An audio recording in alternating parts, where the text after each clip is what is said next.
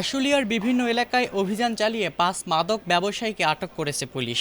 এ সময় তাদের কাছ থেকে জব্দ করা হয়েছে মাদকদ্রব্য ইয়াবা। মঙ্গলবার দুপুরে আটক মাদক ব্যবসায়ীদের মাদক মামলায় গ্রেফতার দেখিয়ে রিমান্ড আবেদন করে আদালতে পাঠানো হয়েছে।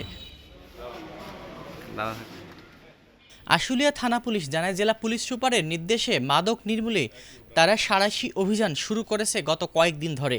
সেই অভিযানের অংশ হিসেবে গেল রাতে আশুলিয়ার চারাবাগ, গাজীরচট, বুড়িরপাড়া সহ বিভিন্ন মহল্লা থেকে চিহ্নিত ৫ মাদক ব্যবসায়ীকে আটক করা হয়।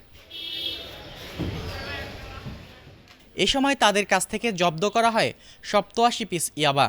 পরবর্তীতে আটক মাদক ব্যবসায়ীদের বিরুদ্ধে আশুলিয়া থানায় মাদকদ্রব্য নিয়ন্ত্রণ আইনে মামলা দায়ের করে সেই মামলায় গ্রেফতার দেখিয়ে রিমান্ড আবেদন করে আদালতে পাঠানো হয়। মাদক নির্মূলে আশুলিয়া থানা পুলিশের এমন অভিযান নিয়মিতভাবে পরিচালনা করার কথাও জানিয়েছে পুলিশ।